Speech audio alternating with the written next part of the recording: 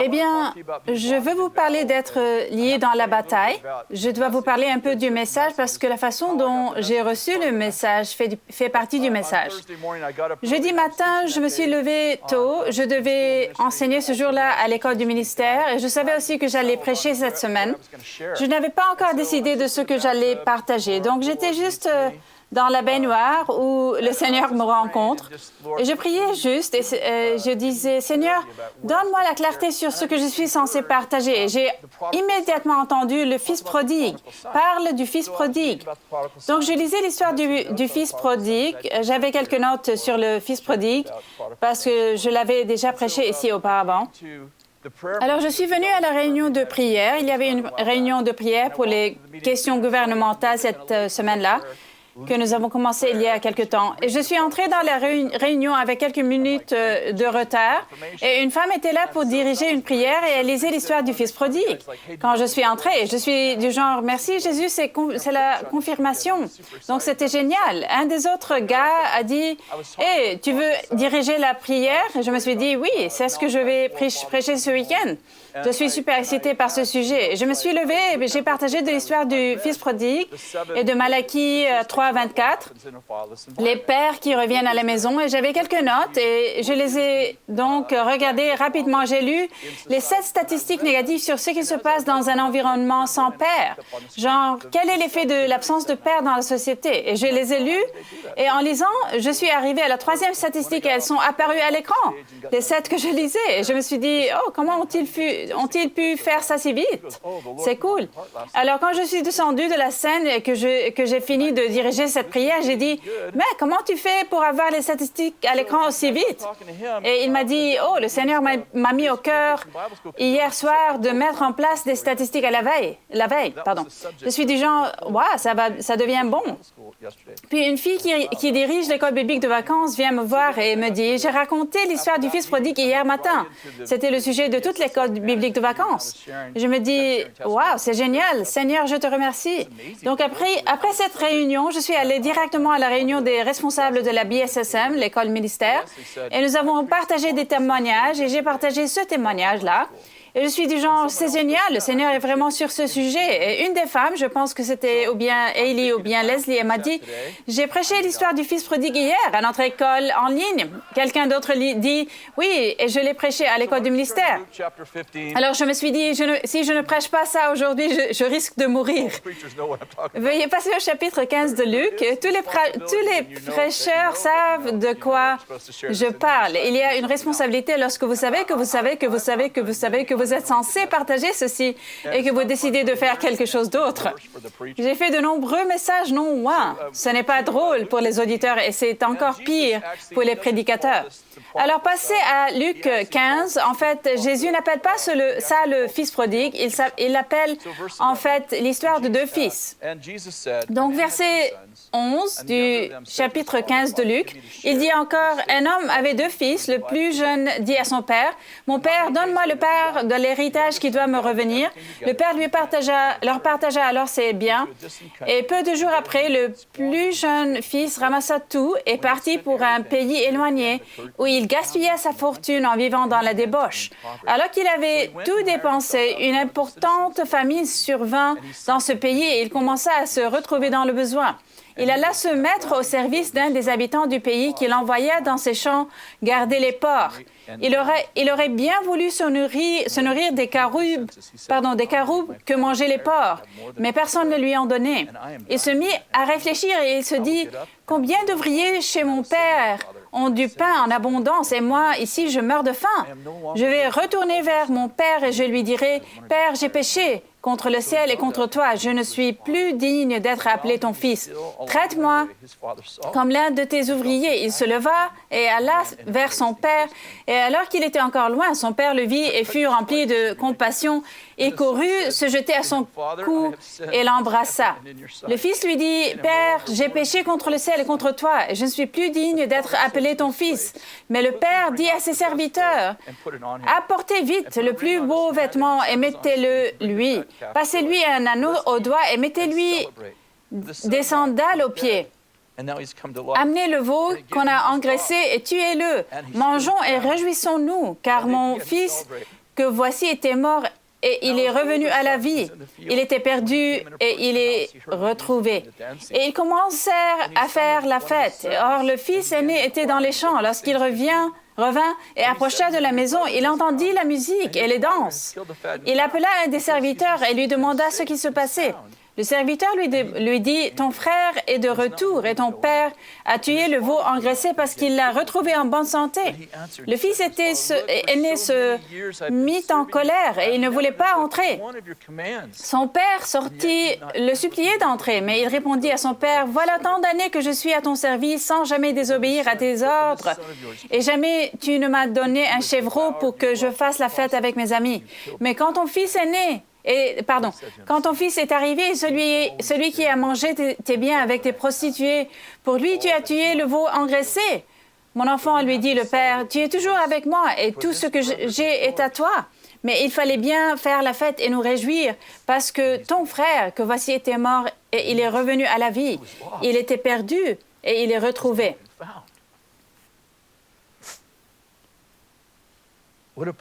Quelle histoire puissante! Je pensais à cette histoire, je pensais à la façon dont le père attendait dans l'observation pleine d'espoir. Je veux dire, il a vu le fils au loin parce qu'il sortait dans les champs avec l'espoir que son fils allait revenir. Il regardait en fait avec une attente pleine d'espoir. Il se préparait au retour de son fils. Il y a quelques années, nous étions dans cette même réunion de prière pour le gouvernement. Le thème était la prière pour la restauration et la réconciliation des familles. Et alors que nous prions, j'ai reçu cette parole bouleversante de Malachie 3, que le Seigneur nous appelait comme l'appel d'Élie, qu'Élie, le prophète, allait venir et qu'il allait restaurer le cœur des pères aux fils et aux filles et le cœur des fils et des filles aux pères. Et alors que je commençais à me lever et à prier cela, j'ai eu cette vision, une vision intense, et j'ai vu des hommes quitter leur maison dans toute l'Amérique, et ils marchaient comme des morts vivants dans les rues. D'abord, il y avait des dizaines, puis des centaines, et puis des milliers, et il semblait y avoir des centaines de milliers. Les rues étaient pleines de ces hommes qui sortaient de chez eux. Ils marchaient tous vers ces stades. Et lorsqu'ils sont entrés dans le stade, quelque chose leur est soudainement arrivé et leur visage a changé et l'espoir est né dans les stades. Et je pouvais entendre la musique à une grande distance et leur personnalité entière a changé. Et quand j'ai regardé sur la scène, mon fils Jason prêchait. Il a enseigné aux hommes comment être des hommes. C'était si intense, cette vision, que je voulais être sûre de le partager avec lui, avec mon fils Jason, pendant que l'intensité était sur moi. J'ai donc sorti mon téléphone, ce que l'on ne fait généralement pas lorsqu'on dirige une réunion de prière, mais je commençais à lui envoyer ces textos. Je lui disais, « Je suis en train d'avoir cette vision, je veux t'en parler. » Et je lui ai envoyé ce que je viens de partager avec vous. Je te vois dans des stades, je vois des hommes, des milliers et des milliers d'hommes qui viennent presque comme le mouvement des Promise Keepers, gardiens de promesses. Mais tu es sur la scène, tu prêchais aux hommes, tu apprenais aux hommes comment être des hommes. Mon fils n'a pas l'habitude de répondre aux SMS très rapidement. 3 jours, ce n'est pas rare. Donc, je ne m'attendais pas à ce qu'il me réponde. Mais immédiatement, je reçois un texto en retour. Il me disait, « Papa, j'ai eu la même vision il y a 3 mois. Avance rapide, cela aurait été un jeudi parce que la réunion de prière est le jeudi. Ce même dimanche, Bill prêchait et il m'a dit, « Je veux que tu diriges la prière. » Donc, j'étais juste sur ma chaise et je suis retournée et mis à genoux et je disais, « Seigneur, sur quoi veux-tu que je prie? » Et j'ai juste entendu cette phrase, « Préparez-vous à la rentrée, à la réinsertion. » J'étais du genre, « Préparez-vous à la rentrée. » Qu'est-ce que ça signifie? Je n'avais sincèrement aucune idée de ce que cela signifiait. J'ai dit, « Préparez-vous à la rentrée. » C'est quoi? Vous savez, Elon Musk lance-t-il une autre fusée? C'est quoi? Je veux dire, qu'est-ce qui se passe? Préparez-vous à la rentrée. La phrase n'avait pas de sens pour moi. Et alors que je pensais à préparez-vous à la rentrée, l'histoire du fils prodigue me vient à l'esprit. Je me suis dit, oh, préparez-vous à la rentrée. Préparez-vous au retour des prodigues qui retournent à la maison. Nous nous sommes levés et nous avons prié pour le retour des fils prodigues et les filles prodigues à la maison. Et je voudrais parler un peu de ça. Tout d'abord, la préparation du Père pour le Fils. Comment le Père attend le Fils dans l'observation pleine d'espoir, mais il ne court pas chercher le Fils alors qu'il est encore dans le péché. Il attend que le Fils se repente parce qu'il comprend quelque chose qu'une grande partie de l'Église ne comprend pas. Une grande partie de l'Église pense que le but est de faire entrer les pécheurs dans le bâtiment, mais le but de Dieu n'est pas de faire entrer les pécheurs dans le bâtiment, c'est pour les amener à la repentance dans le royaume. Le Père n'a pas transformé sa ferme en maison de prostitution pour que son fils se sente à l'aise de rentrer à la maison dans le péché. La deuxième chose qui était si puissante pour moi dans cette histoire, c'est que j'ai prêché l'histoire du fils prodigue de nombreuses fois. Je l'ai probablement prêché toutes les 3 semaines dans les groupes de jeunes quand j'étais pasteur de jeunes à l'époque. Mais j'ai toujours prêché que le Père mettait le vêtement et l'anneau et les sandales aux garçons. Mais j'ai réalisé récemment que ce n'était pas le Père qui avait mis le vêtement, l'anneau et les sandales. Le Père donne en fait l'instruction suivante à la communauté. Il leur dit: apportez le vêtement, l'anneau et les sandales et mettez-les sur le Fils. Et ce que je veux dire, c'est que le Père aide, si vous voulez, toute la communauté à savoir comment recevoir le Fils en retour. Il crée une communauté de rédemption et de réconciliation. C'est la communauté qui lui c'est la communauté qui lui met le vêtement. C'est la communauté qui lui met l'anneau au doigt et les sandales. Le garçon n'a pas pensé, eh bien, mon père me protège, mais tout le monde me déteste. Il comprend que toute la communauté a adopté l'état d'esprit de la réconciliation. La honte qui pèse sur le garçon n'est pas seulement brisée par le Père, mais par toute la communauté a compris que la bonne réponse à donner au garçon est de célébrer aidez-moi, sa repentance. Le garçon s'est repenti. Il n'a pas besoin d'un message sur la repentance. Il est revenu en disant: j'ai péché contre le ciel, j'ai péché. Et le Père est assez sage pour savoir que le garçon n'a pas besoin d'une leçon. Il a besoin d'une connexion. Mais ce n'est pas seulement l'histoire du fils prodigue, vous savez, c'est l'histoire de 2 fils. Et j'aime ça parce que parfois, quand on raconte une histoire, on dit que le Père est allé chercher le prodigue dans le champ. Je tiens à souligner que le Père est allé dans le champ 2 fois.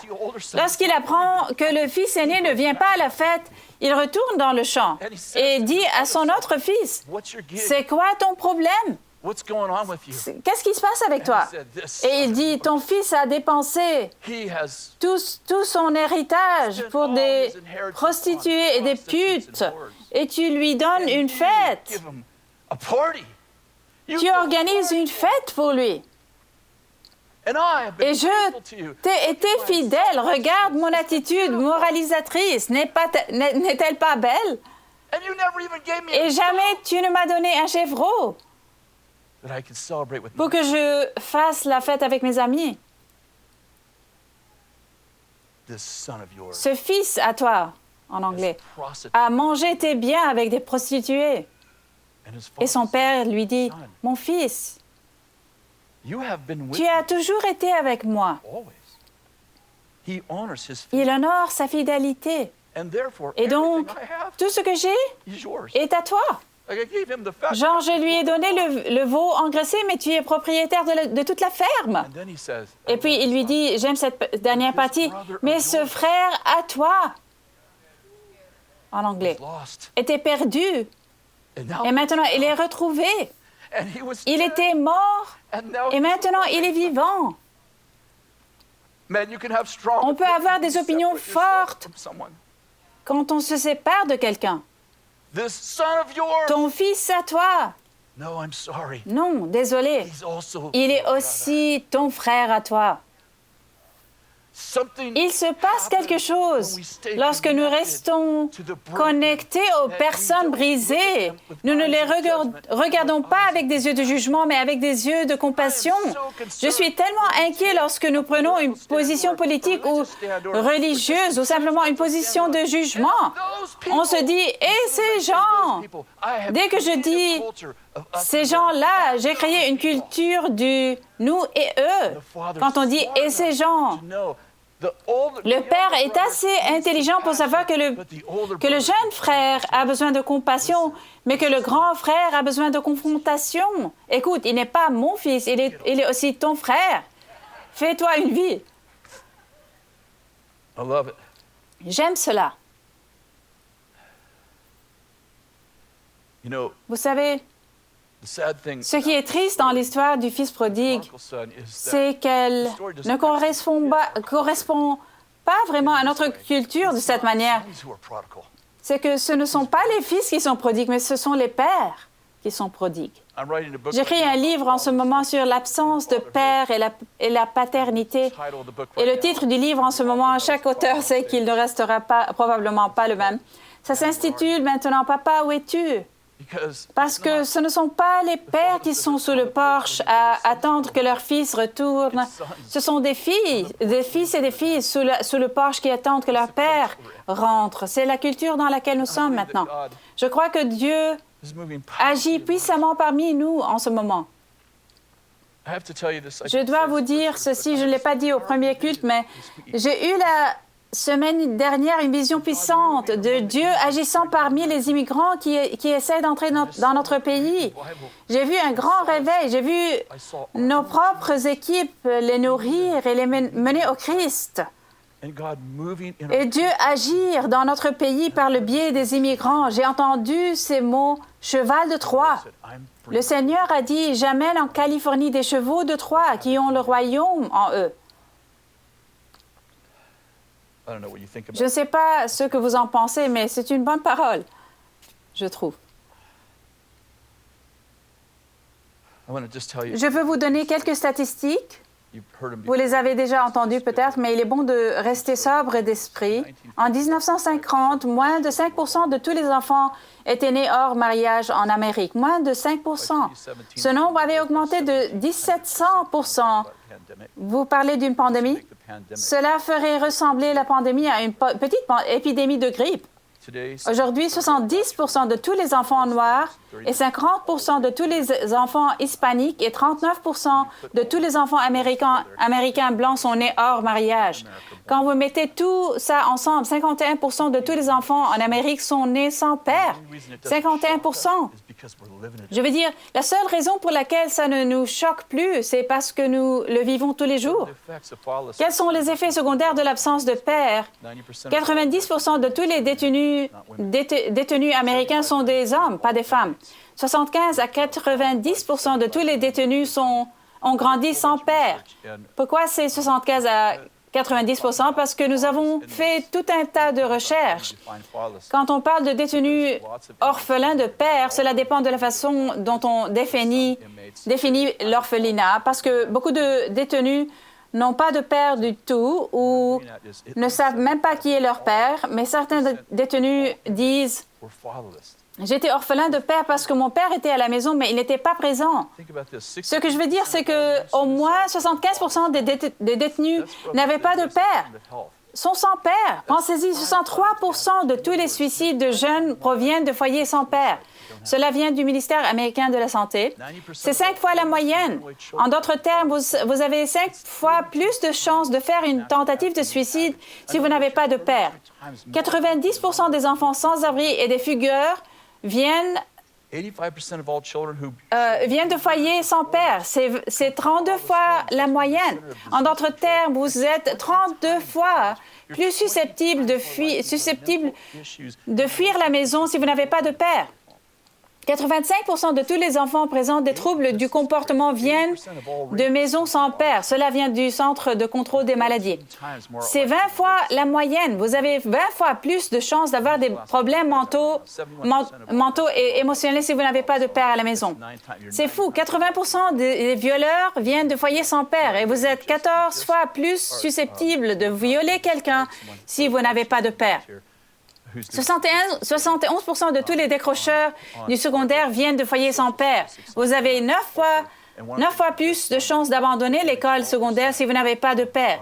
En fait, nous sommes juste en train de travailler sur une étude statistique sur toutes les statistiques sociales de notre culture. Une des choses que nous venons d'apprendre est que vous avez 88% plus de chances d'avoir un avortement si l'enfant n'a pas un père qui le désire. Donc, seulement 12% des avortements ont lieu avec des pères. L'idée est que l'avortement n'est pas le péché de la maternité, c'est le péché de l'absence de père. Car, comme beaucoup d'entre vous le savent, ce sont les hommes qui fécondent les femmes, pas les pères. Les pères ne fécondent pas les femmes, les hommes fécondent les femmes. Alors, quelle est la réponse? Je veux parler un peu des liens dans la bataille et de la façon dont le discipulat comblera cette lacune. Jésus n'a jamais appelé ses disciples des chrétiens. Au contraire, il les a toujours appelés des disciples. La connotation évidente est qu'il y a quelqu'un qui les discipline. Pensez-y, si on vous appelle un fils, cela signifie que vous avez une mère ou un père. Si l'on parle de vous comme employé, cela signifie que vous avez un employeur. Si vous êtes un mari, cela signifie que vous avez une femme. Ainsi de suite. Le titre même de disciple implique ou même exige un type spécifique de relation que vous avez avec quelqu'un. Pourtant, de nombreux dirigeants ont essayé les principes de la vie, enseigné les principes de la vie de disciples au cours du siècle dernier sans comprendre la nécessité pour les gens de se lier à d'autres hommes comme les disciples se lient à Jésus et les uns aux autres. Évidemment, c'est un paragraphe qui vient du livre que j'écris. Principalement aux hommes, mais mon point de vue est le suivant. Les hommes ont besoin des hommes et les femmes ont besoin des femmes. Il est normal et naturel pour les hommes de se lier à d'autres hommes. Il est normal et naturel pour les femmes de se lier à d'autres femmes. J'aimerais suggérer que tout ce qui est puissant dans le royaume est perverti par le diable. Le diable veut dire, si tu as un lien avec un autre homme, tu es un homosexuel. Je vais vous prouver et vous montrer que non seulement ce n'est pas vrai, mais que c'est en fait saint. Et que c'est en fait le royaume pour les hommes de se lier avec les hommes. Je veux dire que chaque homme a besoin de quelque chose que seul un autre homme peut lui donner. Chaque femme a besoin de quelque chose que seule une autre femme peut lui donner. Or, je comprends, je voulais juste vite dire ceci. Je comprends, j'ai fait partie de ce qui se passe quand ces relations deviennent perverses, que je suis plus liée à mon ami qu'à ma femme. Donc, je comprends que tout peut être perverti, mais la vérité est qu'il y a des choses que Cathy, ma femme, ne peut pas me donner et que d'autres hommes peuvent me donner, et vice-versa. Il y a des années, j'ai eu une rencontre puissante avec le Seigneur quand j'avais 15 ans. Le Seigneur m'a parlé. J'ai dit, s'il y a un Dieu, si tu guéris ma mère, je te servirai le reste de ma vie. Ma mère avait un psoriasis qui couvrait tout son corps. Une voix audible m'a dit, mon nom est Jésus-Christ et tu as ce que tu as demandé. Le lendemain matin, ma mère allait parfaitement bien. Elle était guérie, tout à fait. Une semaine plus tard, la voix est revenue. Elle m'a dit, tu as dit que si je guérissais ta mère, tu me servirais. Je t'attends. Donc, pendant les 3 années suivantes, Cathy était ma petite amie à l'époque. Et quand j'ai fait cette rencontre, elle avait 12 ans et j'avais 15 ans. Pendant les 3 années suivantes, nous avons cherché Dieu. La partie de l'histoire que je n'ai jamais racontée publiquement, c'est que 4 fois différentes, nous étions dans des églises. Une fois, même dans une croisade de Billy Graham, ils ont demandé qui veut recevoir Jésus. J'ai levé la main et j'ai fait une prière, mais rien n'a changé. Ma vie intérieure n'a pas changé, ma vie extérieure n'a pas changé, rien n'a changé. Probablement, je n'aurais jamais trouvé le Seigneur. Au bout de la 3e ou 4e fois, j'aurais dit, ce truc religieux n'est pas pour moi. Parce que j'étais tellement désabusée par le fait que rien ne changeait. Je ne pense pas avoir jamais raconté cette histoire en public avant aujourd'hui. On a été invités à cette réunion de charismatiques de fous de Jésus. Je ne savais pas ce que nous allions faire, mais j'avais 18 ans et Cathy avait 15 ans. Et on se retrouve dans cette maison des gens de Jésus. Ce sont tous des hippies aux cheveux longs qui ont trouvé le Seigneur. Or, je ne savais rien de tout cela. On est arrivé dans cette maison et je pense qu'il y avait 100 à 120 jeunes en moyenne. On arrive à la maison et on a dû arriver tôt. On s'assoit sur le sol du salon et l'endroit se remplit de hippies. Et il y a des hippies sur la pelouse de devant, les fenêtres sont ouvertes et leur haut-parleur est là. Ils chantaient Alléluia. Pendant qu'ils chantaient, les hippies se levaient et juste avec des témoignages de 3 à 4 secondes dont je ne savais pas ce qu'était un témoignage, mais ils se lèvent pendant le culte et disent « Jésus m'a guéri de l'épilepsie ». Un autre dit « Jésus m'a guéri d'un cancer du cerveau. Jésus m'a délivré de l'héroïne. » Et il y en aura 25 pendant que nous célébrons le culte. Et j'ai dit dans mon esprit « Le Dieu qui m'a parlé est ici ». À la fin du culte, un jeune homme, il a probablement 3 ans de plus que moi, donc peut-être à 21 ou 22 ans, il a dit, si vous voulez recevoir Jésus, levez la main. Bien sûr, je l'ai fait, l'avais déjà fait 4 fois, mais j'ai levé la main dans un état d'esprit complètement différent. Je suis du genre, le Dieu qui m'a parlé est ici. Quand la soirée s'est terminée, il est venu et s'est assis sur le sol avec nous. Il a expliqué l'Évangile en termes très simples. Je ne connaissais rien de la Bible. Je n'ai pas été élevé pour être un chrétien, mais pas un athée non plus. J'ai été élevé pour n'être rien, ce qui est probablement mieux que quelque chose d'autre. Il s'est assis avec nous et il nous a enseigné en 10 minutes l'Évangile en termes très simples. Il nous a montré quelques écritures, que nous sommes nés de nouveau.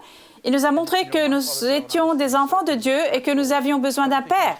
Mon père s'est noyé quand j'avais 3 ans, donc c'était un véritable... Je ne pense pas qu'il essayait de former le message pour moi, mais c'était un message parfait pour moi. Il a dit, vous avez besoin d'un père. Vous êtes de tout nouveaux bébés dans le royaume et vous avez besoin d'un père. C'était tout à fait logique pour moi. Il a amené 2 jeunes hommes et je pense qu'ils avaient probablement 3 ans de plus de moi, donc 21 ou 22 ans. Et il a dit, lequel de ces 2 hommes voulez-vous être votre père? Et j'ai juste choisi le plus beau. Histoire absolument vraie. Et il s'appelait Art Kipperman. Il est devenu notre père spirituel. Je veux dire, la seule église que nous avions, c'est nous allant d'une église à l'autre. Et souvent, nous ne restions pas plus de 20 minutes. Donc, je ne savais rien de l'église. Je ne savais pas que ce n'était pas comme ça qu'il faisait.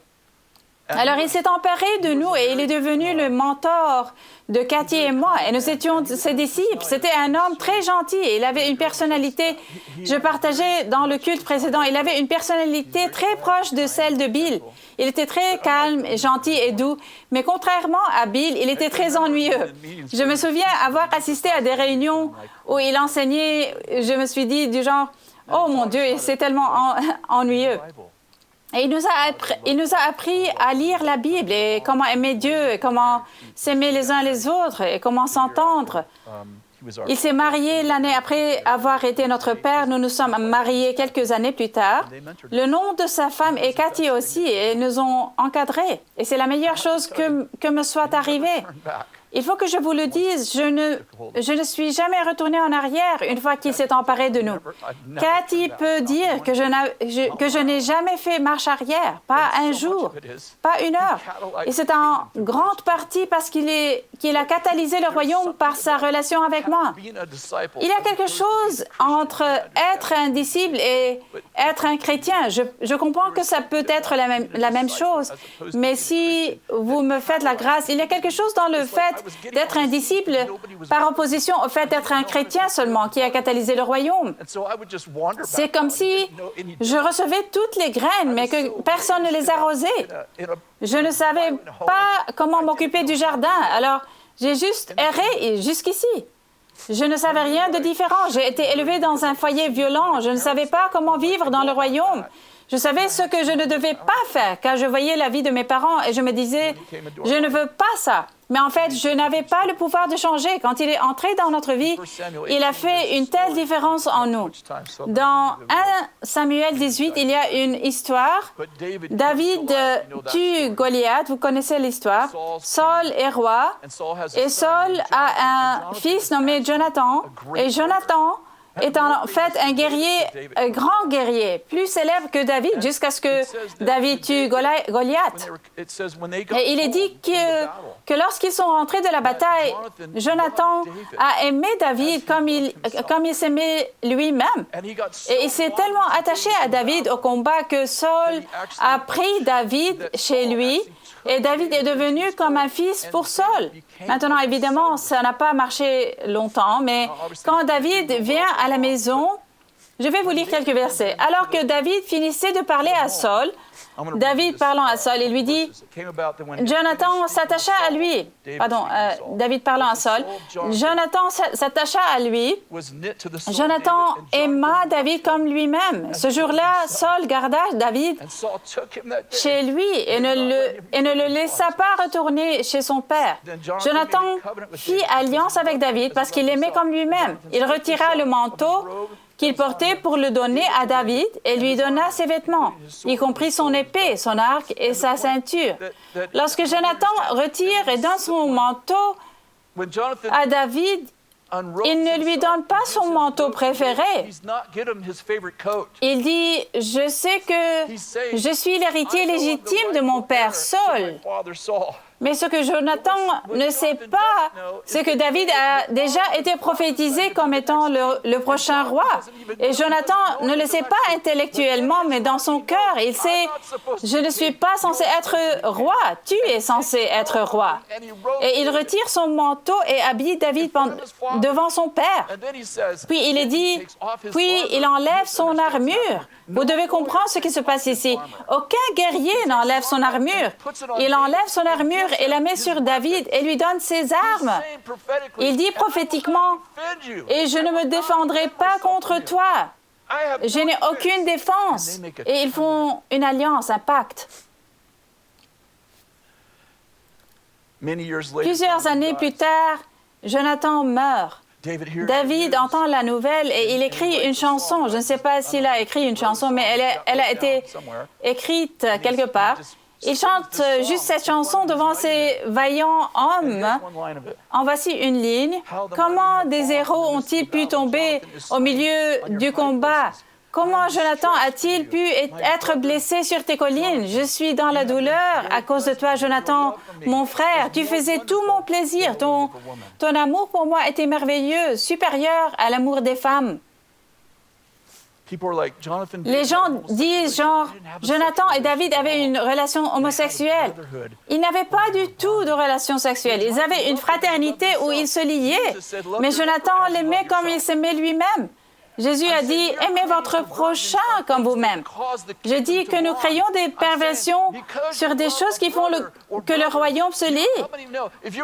Je dis que parce que vous aimez un frère ou des frères, si vous voulez faire partie d'une armée puissante, vous devez vous lier à des gens, pas seulement à votre mari ou à votre femme. Il y a des choses qui se produisent dans les communautés d'alliance qui ne peuvent se produire nulle part ailleurs. Il y a quelque chose dans le processus de rapprochement qui catalyse le royaume. Et les graines du royaume pousseront en nous. Les hommes ont besoin des hommes et les femmes ont besoin des femmes. Ruth est une autre histoire. Naomi est une maman qui a 2 fils et un mari. En d'autres termes, elle a 2 belles-filles. Ses 2 fils et son mari meurent tous, la laissant avec ses 2 belles-filles. L'une s'appelle Orpa et l'autre Ruth. Et Naomi dit aux filles, à ses belles-filles, elle leur dit, vous devez retourner à Moab où vous êtes nés et trouver des maris, car vous êtes veuves. Il n'y a pas de système social, système d'aide sociale à l'époque. Si vous n'avez pas de mari ou de fils aîné, Vous n'avez pratiquement personne pour vous occuper de vous, pour s'occuper de vous. Elle dit donc, je suis vieille et je n'ai pas d'argent. Orpa dit, d'accord, je rentre chez moi alors. Et elle aime sa belle-mère, mais elle part. Mais Ruth dit, écoute, je ne reviendrai pas en arrière, car où tu iras, j'irai, où tu habiteras, j'habiterai. Ton Dieu sera mon Dieu, et que la mort soit la seule chose qui nous sépare. Elle fait une alliance et dit, je me fiche de notre avenir financier, je ne me soucie que de toi. La fin de cette histoire est que Ruth reste avec Naomi quelques années plus tard, et elle rencontre le cousin de Naomi nommé Boaz. Et Boaz est incroyablement riche. J'avais l'habitude de dire qu'il était un peu comme Bill Gates. Oui, les gens ont dit, je n'aime pas Bill Gates. OK, il est comme quelqu'un qui est riche et gentil, que vous connaissez. Et il se marie avec Ruth. Ils ont un fils nommé Obed, et Obed a un fils qui s'appelle, finalement, Isaïe. Et Isaïe a un fils qui s'appelle David et qui devient roi. Ce que vous ne savez probablement pas, c'est que Orpa retourne à Moab et devient une prostituée. Son fils a un fils qui a un fils, et le troisième de la génération d'Orpa s'appelle Goliath. Orpa se prostitue et donne naissance au géant. Ruth fait un pacte et donne naissance au roi qui a tué le géant. Je vous le dis, il y a quelque chose dans le fait de créer des liens dont nous avons tous besoin. Il y a quelque chose dans « où tu iras, j'irai, où tu habiteras, j'habiterai. Ton Dieu sera mon Dieu ». On devrait écrire une chanson à ce sujet. On devrait au moins la chanter à nouveau. Nous devrions ramener cette chanson. Ça va probablement être grande, grande, grande. « Où tu iras, j'irai. Où tu habiteras, j'habiterai. Ton Dieu sera mon Dieu, et que la mort soit la seule chose qui nous sépare. » Veuillez vous lever, s'il vous plaît.